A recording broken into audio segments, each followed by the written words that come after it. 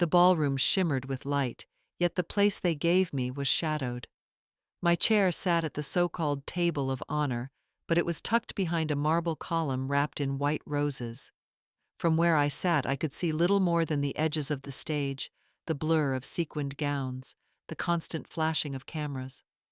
I smoothed the navy fabric of my dress, the silk cool under my hands.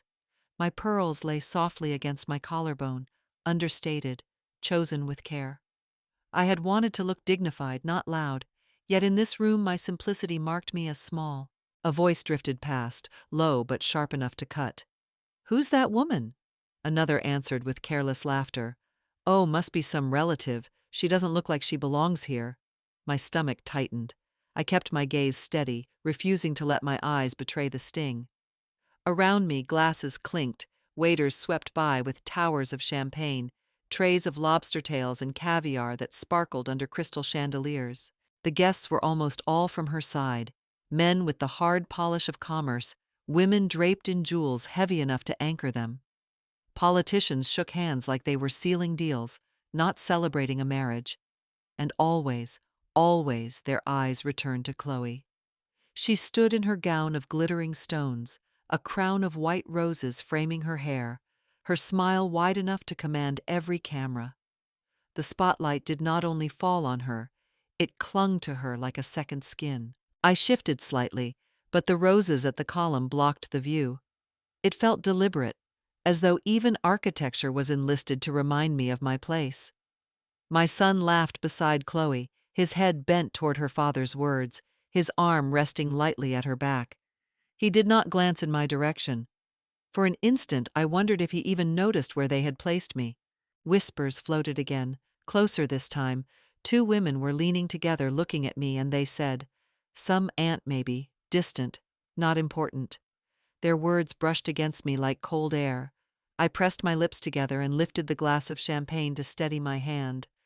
The bubbles rose fast and furious, unlike my own heartbeat, which dragged heavy. The chandeliers burned bright, the roses glowed too perfectly, and still I sat hidden. This was not an accident. It was a message. Tonight was not ours. It was theirs. The master of ceremonies lifted his voice, warm and practiced, as he introduced the bride's family. The names of Chloe's parents drew thunderous applause, the kind that swelled through the crystal chandeliers and seemed to rattle the very glasses on the tables. Words of admiration followed, honoring their contributions to business, to charity, to society itself.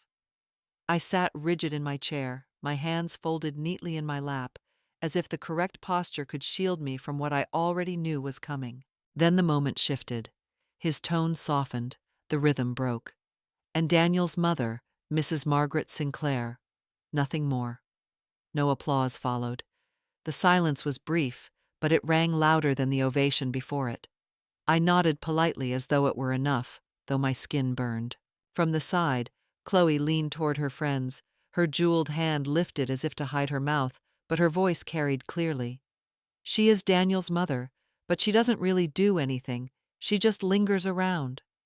The words were pointed, cruel in their casualness, and everyone nearby understood she was speaking about me. A few heads turned, a few lips pressed into quick smiles that pretended not to notice, but I felt the sting in my chest as if it had been flung like a stone. Daniel stood beside her, his tuxedo sharp and flawless, his smile fixed in place. He heard it, I knew he did. His eyes flickered, then settled back into the grin he gave the room. No word came, not even a glance toward me. He let the silence speak for him, and it said more than I could bear. I kept my face steady, raising my glass to my lips, though I barely tasted the champagne. My throat tightened, but I swallowed it down with the fizz. Around me, laughter rose again, smooth and unbroken, as if nothing had happened. But I felt the ground shift beneath me, the first small crack opening under my seat at the table. This was only the beginning, I thought. The night had much further to go. Chloe stood tall at the center of the stage, the microphone gleaming in her hand, her eyes catching the light as though the spotlight was hers alone. Her smile widened, polished and deliberate, her voice smooth with confidence. "This wedding was built from our hard work and success. Not everyone knows how to earn their living. Some people just live off others like a parasite. Her words dropped into the ballroom like stones breaking the surface of still water. For a heartbeat, the silence was thick. Then a ripple of laughter rose from a few tables, soft at first, then sharper, echoing against the chandeliers. I felt the shift in the air as faces turned toward me. Their gazes were not subtle, direct as arrows. Some eyes glittered with curiosity, others with judgment. Whispers buzzed along the tablecloths, small currents of malice dressed as amusement. My name was not spoken, yet it did not need to be. Everyone knew. She had aimed her words at me, and the arrow had landed. Daniel stood beside her, his expression calm. For a fleeting second, I waited for him to clear his throat, to speak, to defend me. Instead, he slipped his hand gently on her shoulder, his gesture protective, supportive, sealing his silence into agreement. The weight of that betrayal pressed harder than Chloe's words. It was not just her cruelty that burned, it was his consent to it. My back straightened, shoulders locked. I would not bend. My face hardened, eyes narrowing into stillness. The stem of the wineglass cut into my palm as my fingers tightened, knuckles whitening until they ached. I would not give them the satisfaction of seeing me break. My lips pressed into a thin line, swallowing the heat that threatened to rise. Around me, laughter lingered, filling the hall with a cruel chorus. The chandeliers sparkled too brightly, the roses seemed too white, the champagne fizzed too loud. Every sound grated against my skin. The stage belonged to Chloe, the triumph hers, but in the hollow echo I felt the world tilt. Something shifted inside me, something cold and sharp, silent but awake. This was humiliation in its purest form, naked and merciless. Yet beneath the burn of shame, a different flame stirred, one that would not fade as quickly as their laughter. At the far end of the ballroom, nearly hidden behind a column of roses, an older man sat with measured stillness. His suit was cut with precision, the fabric draping flawlessly across his shoulders, the mark of a tailor who knew power and how it should look. He did not laugh when the crowd laughed, nor did he lean in to join the gossip that buzzed along the tables. Instead, he watched, eyes calm, hands folded neatly in front of him, as though every detail of the evening were part of a play staged for his private viewing. The guests around him assumed easily enough. He must be an old associate of Chloe's father, perhaps a business partner from long ago, or a dignitary who had been invited out of respect. Some even nodded toward him politely, their recognition vague but their curiosity quickly fading. He returned no gesture, merely inclining his head with quiet courtesy, revealing nothing more. On the groom's side, no one made an introduction. Daniel, preoccupied with the shimmer of his bride and the approval of her family, did not even glance toward the man. He did not ask, did not notice. The presence sat unclaimed, like a chair left on the stage with no lines assigned to it. I felt it, though. In the blur of lights and voices, my gaze drifted and caught his. It was no more than a heartbeat, but in that moment something flickered within me. His expression remained composed, a face lined with years but unreadable, as if carved from patience itself. My breath paused, my chest tightened. Then I turned back to my glass, spine straight, expression cool. I gave nothing away. No one else seemed to notice the exchange.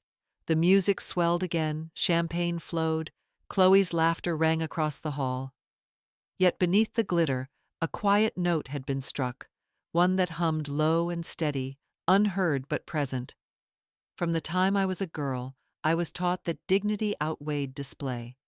My parents raised me in a house where voices were measured and pride was never paraded. We were not poor, far from it, but wealth was not a song to be sung aloud. Instead, it was a shield, to be kept close, to protect rather than to dazzle. I learned early that silence carried more weight than noise. When I married, I carried that lesson with me.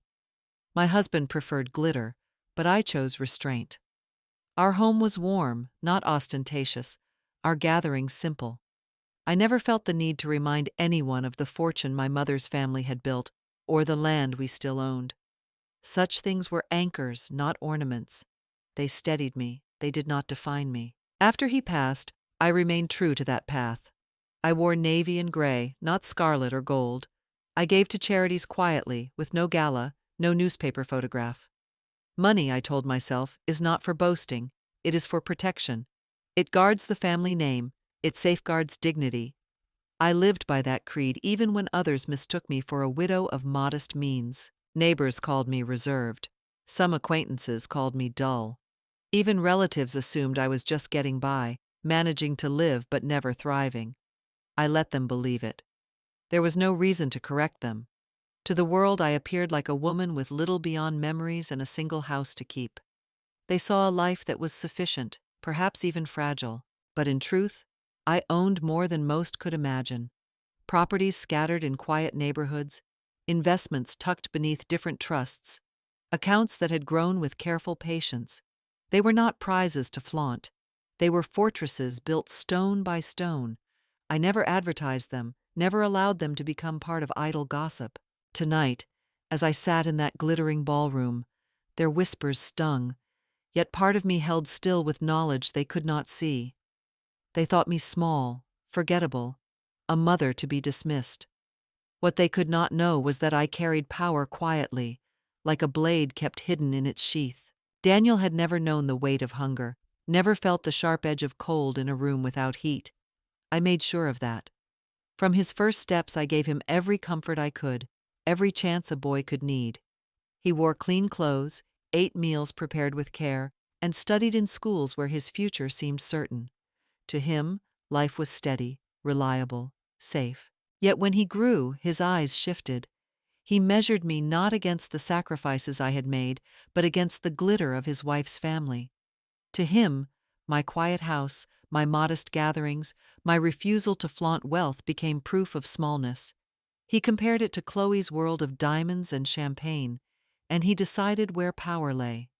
In his silence, in his easy laugh beside her, he made his choice clear. He never asked about the years I spent alone after his father died, or the strength it took to keep our lives intact. He never wondered what I carried or what I held back. Instead, he reached toward the brightness of Chloe's circle, the kind of brightness that blinds. He convinced himself that proximity to her family's wealth would open doors faster than loyalty to his own blood.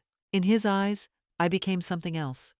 Not a mother who had given him everything, but a shadow from the past. A woman aging quietly, who spoke too little, who carried no status he could display. He saw me as a burden, an old weight that offered no benefit, no prestige. I read it in the way he avoided my gaze, in the way he smiled at jokes made at my expense. The cruelty was not loud, but it was constant. A shrug here, a silence there, each one carving deeper than words. And the sting did not come only from Chloe or her family. It came from him, from the son I had once carried on my hip, whose hands I had held crossing streets, whose tears I had dried. He had turned his back, not with anger but with indifference, which cut more sharply. I sat at that table, hearing his laugh mingle with theirs, and something inside me hardened. Gratitude had died in him, but memory had not died in me. Chloe had grown up in a house where walls rose quickly and fortunes rose faster. Her parents had struck gold in real estate, flipping buildings and land until their names were stamped across Manhattan like a signature. With every deal, their wealth grew, and with it their indulgence of their only daughter. Whatever she wanted appeared: dresses imported from Milan, handbags flown in from Paris, jewelry that glittered in velvet boxes before she was old enough to understand their worth. Praise followed her everywhere, not for what she did, but for how she looked, for what she wore, for how she dazzled in the light of her family's money. Over time, she came to believe that wealth was not just privilege, but proof of value. In her mind, rich meant worthy. Poor, or even modest, meant less. It was not malice at first, only ignorance hardened by constant applause.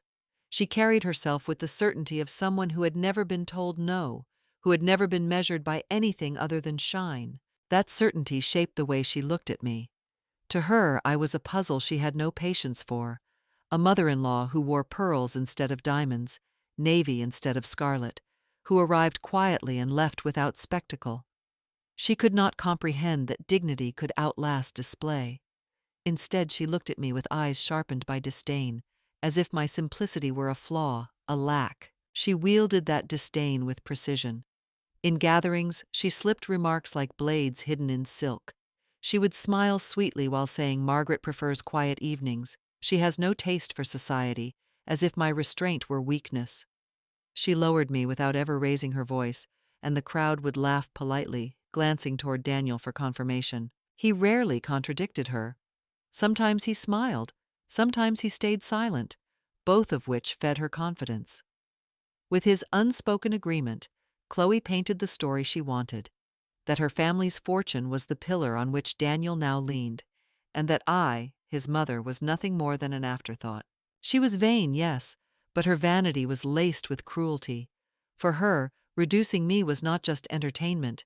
It was a way to elevate herself, to remind every guest, every whispering circle, that the bride's family shone brighter, richer, stronger, and she relished it.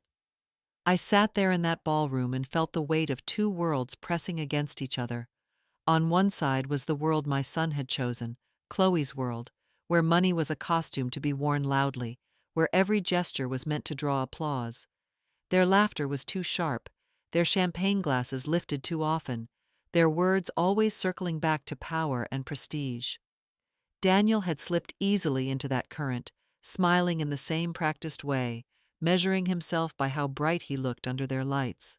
On the other side was the world I had carried with me all my life. My brother Richard and I had grown up learning that wealth was not for display, but for protection. We were taught that gratitude mattered more than vanity, that dignity lasted longer than diamonds. Richard had built an empire and kept his name steady. I had chosen quiet strength and guarded it with care. Neither of us ever needed to announce what we held because the value was in its silence. I looked at Chloe as she leaned into the crowd, her jewels scattering light, her voice drawing admiration as if it were her birthright. To her, value meant extravagance. To her, a woman like me was nothing more than an empty shadow at the edge of her celebration. Daniel stood at her side, basking in her glow, forgetting the long years when he never once lacked for warmth or stability under my roof. My glass trembled slightly in my hand, though I held it firm. I felt the sharp contrast pierce deeper than any insult. They believed they were the pillars. They believed their wealth made them strong. They could not see that real strength is carried quietly, sometimes unnoticed, until the moment it is needed. The hall shimmered with chandeliers and roses, but beneath it all I felt the quiet truth of my world and Richard's, a truth they would never recognize. And in that moment, the tragedy was clear. Those with the loudest vanity were celebrated, while those who held the true weight of power sat in silence, dismissed and unseen. I watched Richard from across the hall, his silence cutting sharper than any word. He sat perfectly still, the lines of his face unreadable, but his eyes never strayed. They followed Chloe's gestures, Daniel's laughter, every careless tilt of their heads. Around him guests whispered, leaning close as if sharing a secret. "That must be a business partner of the bride's family," one murmured. Another nodded, convinced by the flawless suit and calm composure. None of them knew the truth. They could not imagine that the man they dismissed with idle guesses was in fact the one holding the real power in this room. Hidden beneath his quiet exterior lay the gift that could shatter illusions, a wedding present that could turn every assumption on its head.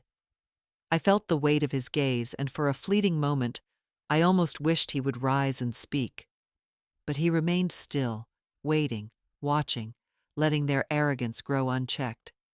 The room buzzed with a restless energy, voices weaving through the clink of glasses and the shuffle of chairs.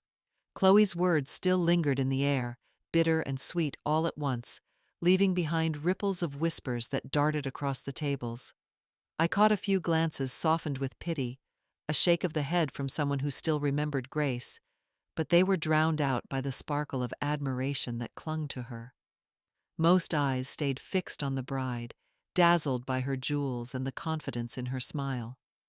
Daniel stood beside her, chest lifted, his expression smug, as if cruelty had been mistaken for wit. He believed he had ascended higher by her side, while I was left to shrink in silence.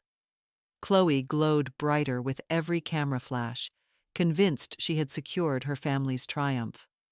Around us, the applause of luxury continued, blind and eager. For a moment it seemed their victory was complete, as though wealth and arrogance had crushed dignity without resistance. Richard rose without haste, yet the motion drew every eye as though the chandeliers themselves had dimmed. An older man, tall and composed, straightened his jacket and let his gaze sweep the hall. For a heartbeat the chatter collapsed into silence, broken only by the faint hum of music still playing in the background. I felt my chest tighten as I recognized him, though I kept my face still.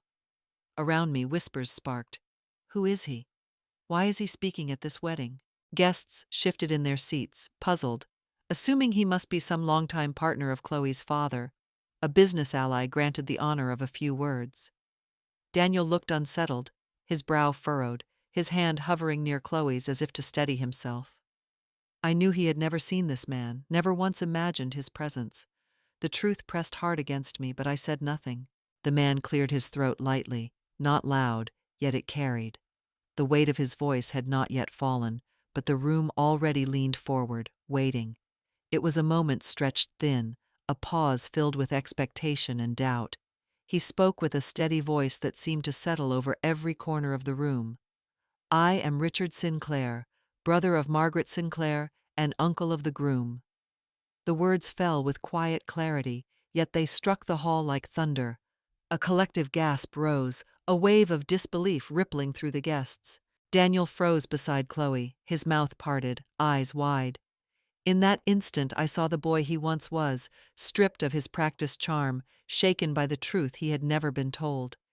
He had grown his whole life believing he stood without a powerful branch of family, and now the ground shifted beneath him. Chloe's face tightened, her smile vanished. Only moments before she had spoken with pride, telling friends that her husband's family carried no weight, that prestige lay only with her side. Now the lie lay bare, exposed in front of everyone she had tried so hard to impress. The jewels on her neck seemed to dim, her confidence faltering under the silent weight of Richard's presence. The guests murmured louder, some leaning forward, others whispering names, realizing they knew exactly who Richard Sinclair was. Power had entered the room not with noise, but with truth, and every glittering detail of the wedding suddenly looked small. Richard's voice carried with measured calm, yet every syllable seemed to vibrate through the chandeliers. I came here with the intention of giving my sister's family a gift, a resort valued at $280 million, to be shared by all. The words dropped into the room like sparks, and at once the air crackled with astonishment. Gasps and murmurs spread, chairs shifted, eyes widened. Chloe's face lit again, her smile returning in full bloom. She leaned toward her friends, her whisper sharp enough for half the table to hear. "See? I told you." Her jewels caught the light once more, her confidence swelling as if nothing could ever touch her. Daniel straightened, chest rising high, his grin broad and self-satisfied. For him it was proof, a validation he had longed for. He believed he had just secured his place at the pinnacle, that fortune and prestige now rested firmly in his grasp. Around the hall, guests applauded softly, some nodding, others exchanging glances that carried both envy and awe. I sat motionless, my fingers wrapped around the stem of my glass, watching their triumph unfold. The room had crowned its victors, blind to the storm still waiting. Richard paused, his presence filling the silence more than any words could. His eyes cut through the glitter of the hall, steady and unyielding, fixing first on Chloe and then on Daniel. His voice dropped lower, carrying the weight of judgment. But tonight, I have witnessed ingratitude, arrogance, and disrespect within this very family, and I cannot close my eyes to it. The sound hung in the air like a blade. Conversations died mid-sentence, glasses froze halfway to lips. Even the music seemed to falter, leaving behind a silence that pressed down on every guest. I felt my own breath catch as the words struck, each one deliberate, impossible to ignore. Chloe's complexion drained, the glow of her jewels turning harsh against her pale skin. Her hands twitched at her side, the perfect poise she had practiced slipping into cracks. Daniel stiffened, his shoulders drawn up, a tremor in his hands that betrayed him despite the smile he tried to force back onto his face. The proud certainty he had worn only moments earlier now seemed brittle, ready to shatter under the weight of Richard's gaze. No one clapped, no one whispered. The ballroom stood still, the glitter suddenly hollow. The stage had shifted and everyone knew it. Richard inclined his head, a quiet gesture that drew immediate attention. From the side of the room, a man in a dark suit stepped forward with measured confidence. His polished shoes echoed against the marble as he mounted the stage. In his hand was a single envelope, plain yet heavy with meaning. The lawyer opened it slowly, unfolding the document as though unsealing a verdict. His voice rose clear and steady, each word echoing through the stunned hall. According to the revised will, the entire coastal resort valued at $280 million shall be granted solely to Mrs. Margaret Sinclair, with no division to any other party. The sentence struck like a thunderclap. Gasps burst from the crowd, rippling faster than the sound of champagne bubbles. A dozen conversations broke out at once, sharp and incredulous. Some guests leaned toward each other with widened eyes. Others nodded firmly as if confirming what they had always suspected. "She deserves it," someone whispered with certainty. Heads turned toward me now, no longer with pity or dismissal, but with a recognition that cut deep. I sat motionless, though inside my chest the air surged. Chloe's glass slipped from her hand, shattering against the floor, champagne splattering across her gown. The glitter she wore seemed dull now, her face twisted in disbelief.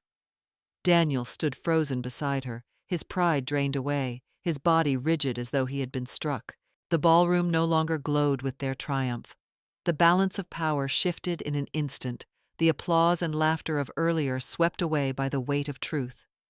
Richard remained still, his expression unreadable, while I felt the silence wrap around me like a cloak, steady and unshakable. The announcement still echoed when the room erupted into a storm of voices. Some gasped openly, their disbelief spilling into words.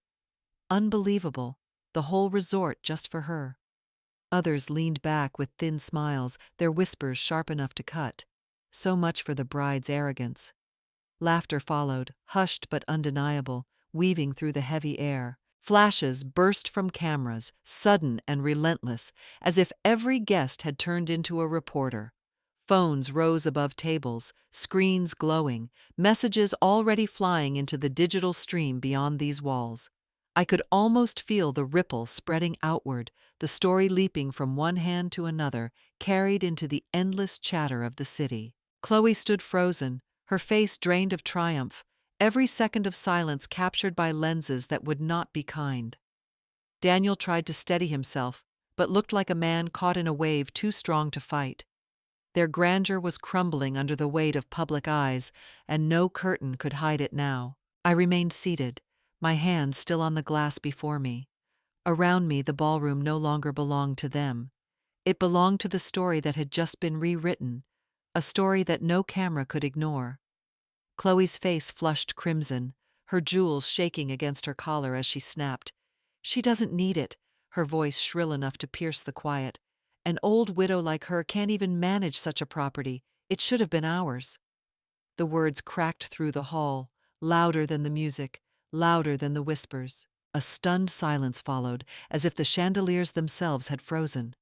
Then came the gasps, sharp and collective, a wave of shock rolling across the guests.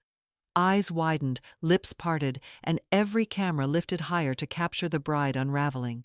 What she thought was defense sounded only like greed. What she meant as justification revealed itself as venom. I watched the faces of older women seated nearby, their expressions hardening with disapproval. One shook her head, her voice low but clear enough to cut through the tension. So disgraceful on her own wedding night. Another murmured agreement, and I felt the judgment ripple outward. The very crowd that had applauded her minutes earlier now recoiled, their admiration collapsing into whispers of disdain. Chloe stood trembling, her hands clenched, her breath ragged, but nothing could erase what she had just laid bare. She had destroyed her own image, and the night turned its back on her. Daniel pulled me through the side door into the quiet of the hallway, away from the stairs and the cameras. His face was pale, his breath uneven, his voice sharp with panic. "Why didn't you tell me? Do you know how humiliated I am right now? That estate should have been mine to inherit." His words tumbled out fast, each one heavy with accusation, as if the shame he felt was somehow mine to bear. I looked at him, the boy I had once carried in my arms now standing before me as a man, yet still blind to the truth of what mattered. The anger in his eyes was not born of loss, but of entitlement. He was not mourning dignity, he was mourning status. My voice came low, steady, each word pressed with years of silence finally breaking. "Respect is the only inheritance I ever wished for you to keep, and you abandoned it."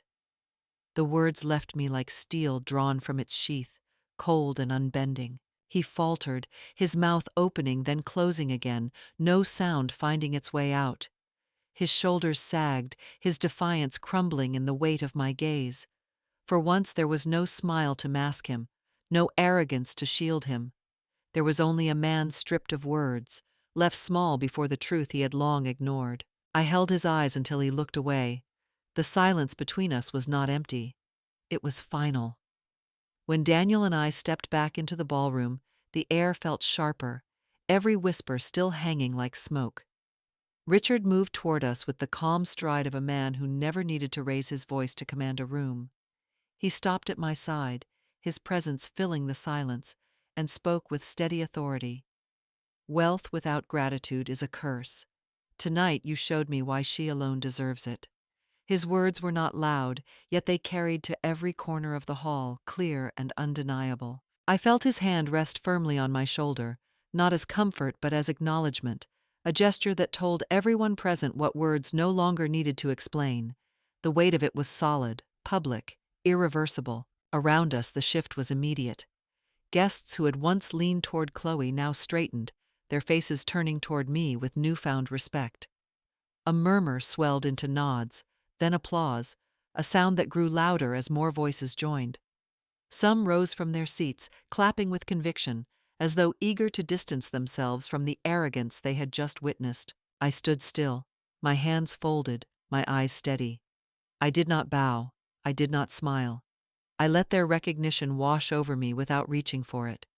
The strength was not in seizing their approval, but in proving that silence, when rooted in dignity, could become the loudest triumph. I walked out of the ballroom with my head held high, the silence folding around me like a cloak. Guests lined the way without being asked, their voices hushed, their eyes following each step I took.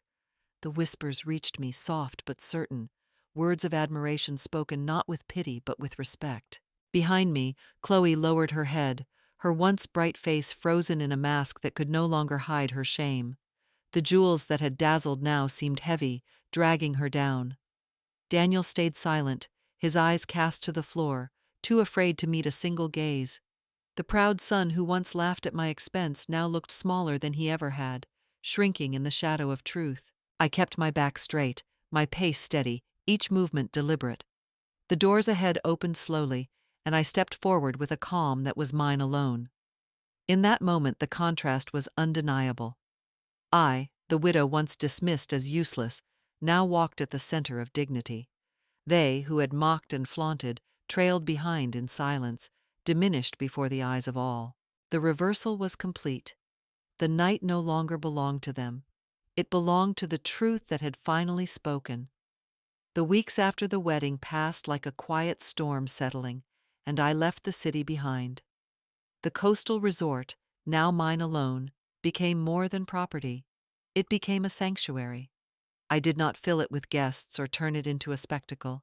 Instead, I shaped it gently, piece by piece, until it reflected who I truly was. One wing I transformed into a gallery and library.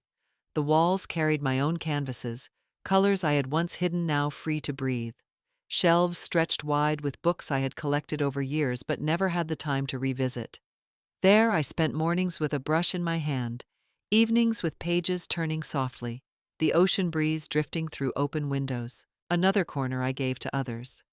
A small foundation was born, opening its doors to community work, supporting local families, and welcoming widowed friends who needed rest. The halls that once echoed with empty grandeur now filled with quiet laughter, shared meals, and the kind of companionship money alone could never buy. For the first time in years, I woke each day without the weight of scorn pressing on my shoulders. My independence was no longer something I had to defend, it was simply mine. I walked the shoreline at dawn, waves folding at my feet, and felt a peace that had been denied me for too long. The fallout came faster than my son and daughter-in-law could grasp. Within days, the clip of Chloe shrieking that her mother-in-law was a parasite spread like fire across the internet. It replayed on every phone screen, shared with captions dripping in mockery. Tabloids seized it, printing headlines in bold letters. New bride's humiliation, inherits nothing, loses face. The story was no longer a family's secret disgrace. It became a spectacle, a lesson broadcast for strangers to consume. Their circle, once eager to crowd around them, began to dissolve. Invitations stopped arriving. Calls went unanswered. Friends who had once toasted their union now whispered behind manicured hands, pointing to Chloe as the very image of arrogance without substance. Her jewels could not mask the emptiness of her reputation. Daniel fared no better. The family he had tried so hard to please now regarded him with thin smiles and cold shoulders.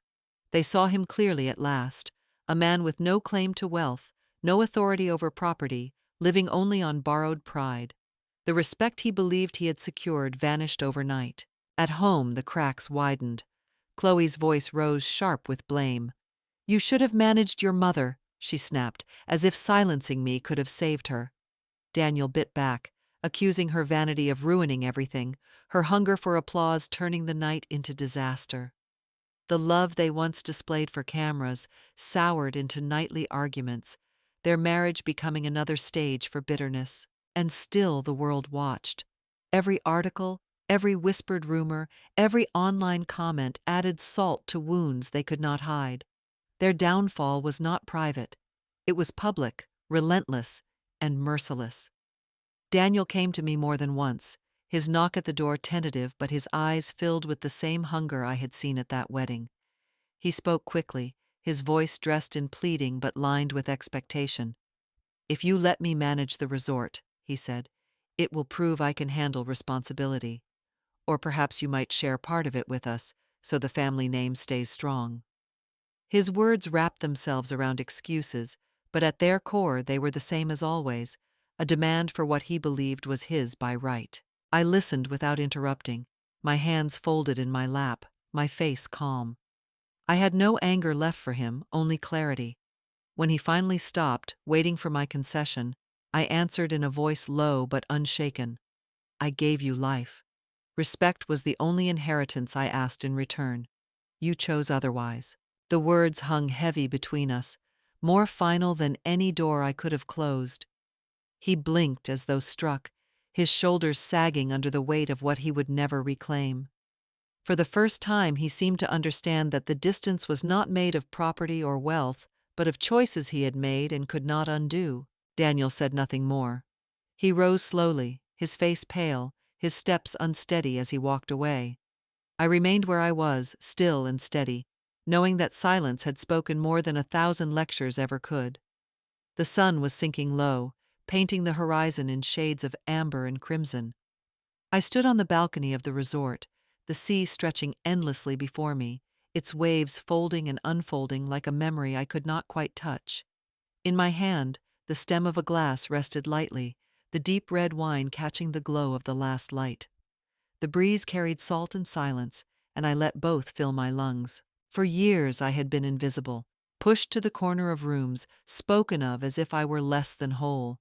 Tonight that veil had lifted. I had reclaimed my dignity, I had been seen, and the weight of silence had turned into a kind of triumph. I had won. And yet, as the ocean swelled and the sky deepened, I wondered what exactly had been won. The voices of the past lingered in the air, echoes of laughter that once cut deep, words that had stripped me of worth. I had endured them, and I had risen above them. But beneath the stillness I felt something else stir, something unanswered. Was victory enough to fill the empty spaces that remained? Could respect from others mend the quiet places of my own heart? The wine touched my lips, warm and strong, but it did not give answers. My eyes followed the horizon, where light met darkness and neither claimed all. Perhaps this was the truth of it. Triumph was not the end, only a beginning, a doorway into a life where I would have to seek joy, not in what I had proved, but in what I could create for myself. If this story stirred something in you, pause and honor the resilience that lies hidden within your own journey. Pass these words to someone who may have forgotten their worth, someone who needs to be reminded that respect and redemption can rise even from the deepest shadows. Let it encourage you to guard your dignity fiercely, to nurture gratitude where it is scarce, and to trust that renewal is always within reach. And if a part of you still waits in silence, perhaps now is the time to let it speak.